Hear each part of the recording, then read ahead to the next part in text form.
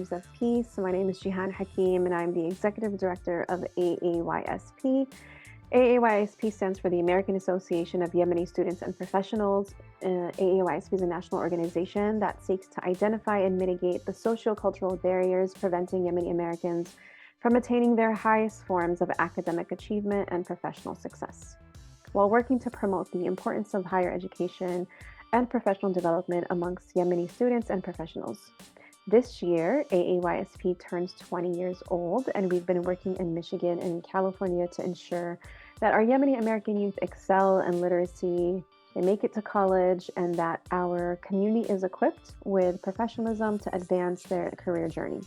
You can find us at www.aaysp.org or on social media.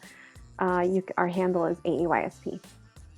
So today we're going to be talking with Noel Hassan, who is an undergraduate at UC Davis, and she's studying psychology and minoring in public health and education. She's a talented young author and a poet who fearlessly uses her voice to amplify the stories and experiences of her life as a Yemeni-American woman.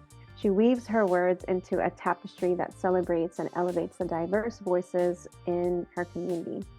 And she hopes her voice will build bridges to the underrepresented and even inspire others to tell their story as well.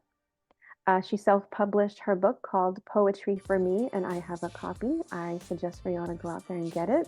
When she was only 17 years old and had the opportunity to publish her poetry through Nomadic Press in the anthology Behind Our Names when she was 20 years old. She's done so much at such a young age, and we wanted to sit down and talk to her and learn more about her journey. So, Noel,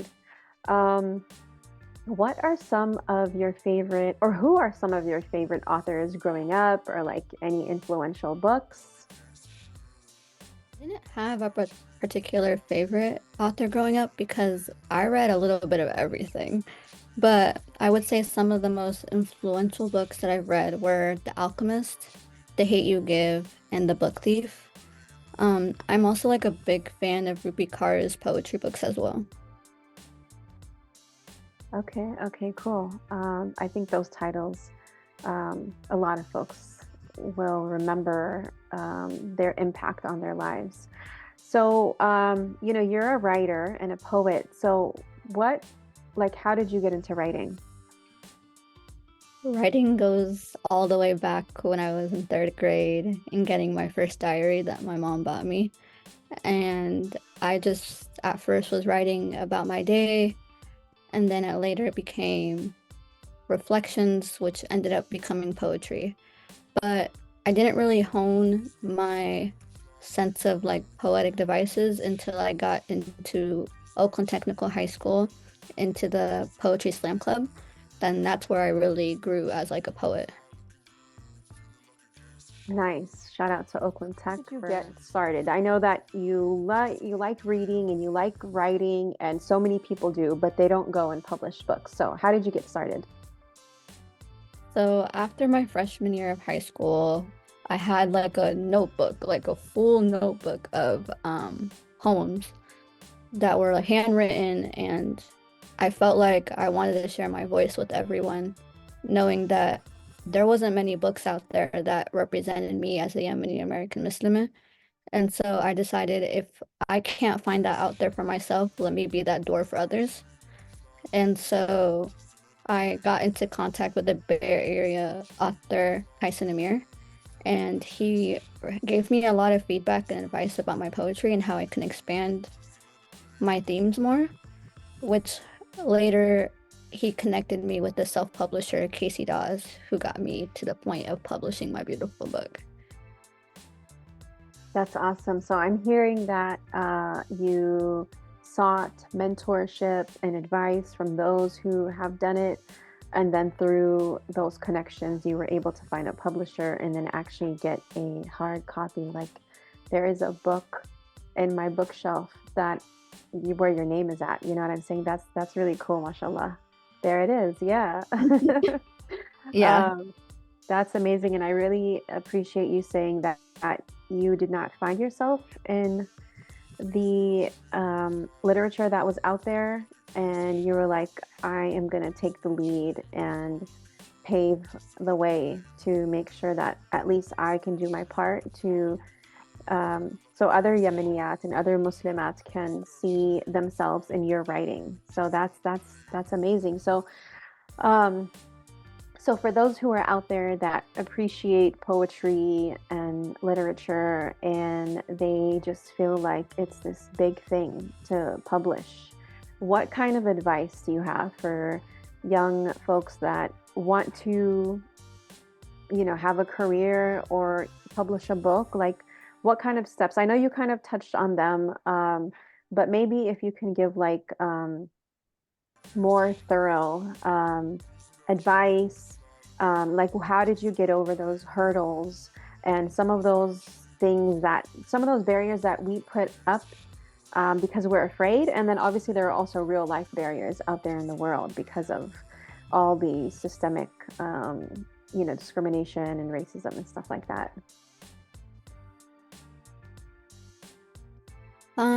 In terms of like proofreading for me was the longest part of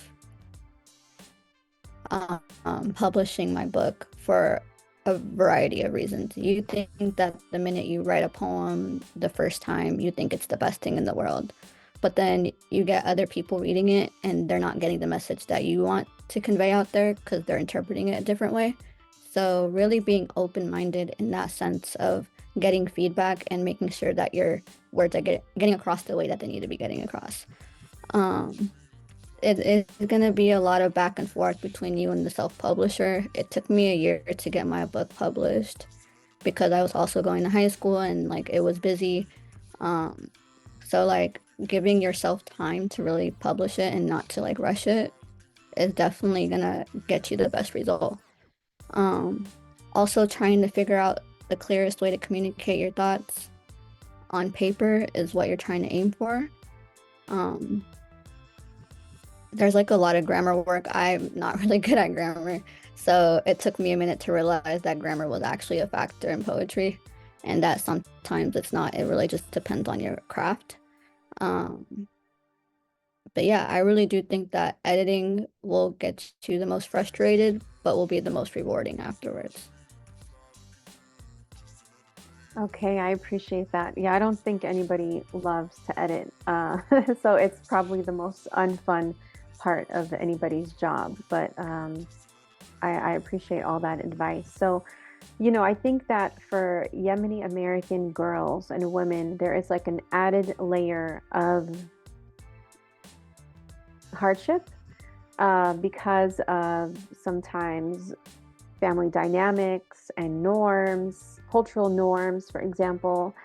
What advice do you have specifically for Yemeni-American girls that do want to pursue writing or poetry?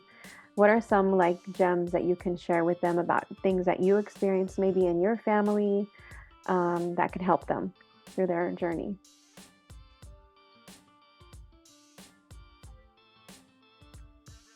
I think communicating with them why you need to publish your work would be a really good way to lean them into the idea that publishing your book is a good idea.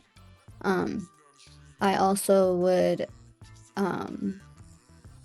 get into the idea that I will be managing something on my own and like this is something that you want to work on for yourself is another approach that I did take. Like, for example, when I proposed this, like, oh, I want to publish this, it was a layer of responsibility that made me feel very mature and very So now, I think you're about to graduate from college. And do you have any ambition to continue writing or publishing? Like, what's next for Noel? Alhamdulillah, I was able to take 2 poetry classes at UC Davis to hone my skill a bit more. And inshallah, there might be a little sneak peek to another book in the far future. But it's definitely something that I do have in mind. That's great to, stay tuned. We're excited to hear more. And my last question is like, where can folks find you so they can find your future work? I'm on Instagram at noe.hassan, noe.hassan. I'm also on Amazon and Barnes and Noble online. You could also find my LinkedIn, and you can also email me at noehassan@gmail.com. Awesome. And we'll be sure to include those links for followers so they can follow you and, follow your journey. This is so exciting. We're so proud of you, Noel.